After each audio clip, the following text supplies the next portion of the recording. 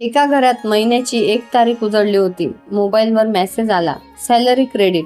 क्षणभर चेहऱ्यावर आनंद आला. बायकोने विचारलं, या महिन्यात थोडं काहीतरी बाजूला ठेवूया का? नवरा हलकासा हसला, पण त्या हसण्यात समाधान नव्हतं. कारण त्याला माहित होतं हा पगार 15-20 तारखेपर्यंत कसा बसा पुरणार आहे. घर भाडं, लाईट बिल, मुलांची फी, किराणा, EMI, औषधं आणि अचानक येणारे खर्च महिन्याच्या सुरुवातीलाच संपूर्ण पगाराचे तुकडे झालेले असतात. आणि मग सेव्हिंग, इन्व्हेस्टमेंट हे शब्द फक्त बोलण्यापुरता राहतात. खरं सांगायचं तर आज हजारो लोकांची हीच अवस्था आहे. पैसे कमी नाहीत, पण पैशांचा हिशोब नाही. काही लोक म्हणतात कितीही कमवा, पैसेच उरत नाहीत. काय करू? त्यांना एकच सांगणं आहे, तुमचा महिन्याचा नेमका खर्च किती आहे. कारण आपल्यापैकी खूप लोकांना हेच माहिती नसतं. आपण फक्त पैसे कमवत राहतो, पण पैसे कुठे जात आहेत हे कधीच लिहून ठेवत नाही. आणि इथूनच आर्थिक ताण सुरू होतो. गरिबी फक्त पैशांनी येत नाही, ती येते बेजबाबदार सवयींमुळे. आज आपल्याकडे सगळ्या गोष्टींचे स्क्रीनशॉट असतात, फोटो असतात,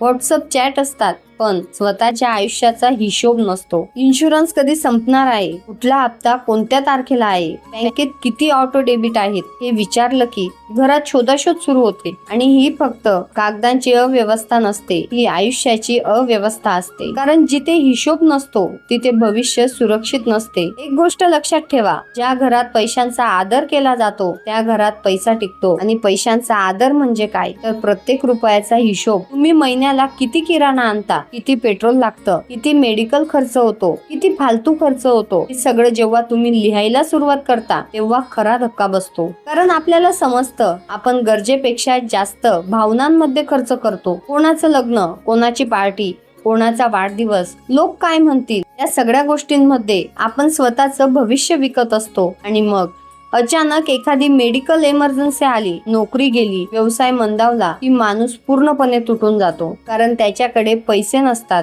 पण त्याहून मोठी गोष्ट म्हणजे त्याच्याकडे तयारी नसते. म्हणून प्रत्येक घराने एक नियम ठेवला पाहिजे, तुमच्या कमाईचे 3 भाग करा. पहिले 50% हे गरजेच्या खर्चासाठी, घरभाडं, किराणा, लाईट बिल, शाळेची फी, EMI हे खर्च टाळता येत नाहीत. पुढचे 30% हे इच्छा आणि सामाजिक गोष्टींसाठी, हॉटेलिंग, फिरणं, कार्यक्रम, शॉपिंग. आयुष्य जगायलाही पैसे लागतात, पण त्या आनंदासाठी उद्याला विकू नका. आणि सर्वात महत्वाचे 20% हे तुमच्या भविष्याचे पैसे आहे.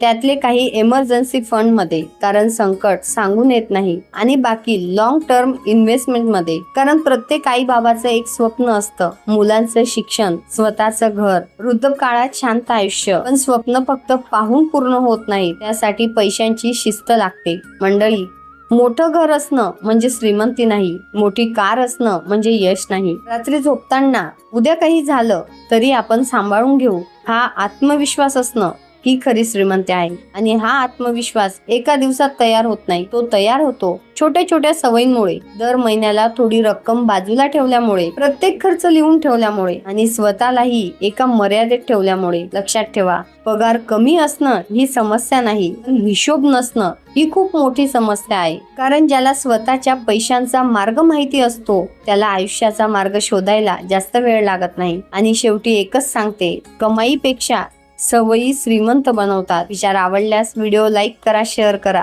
धन्यवाद.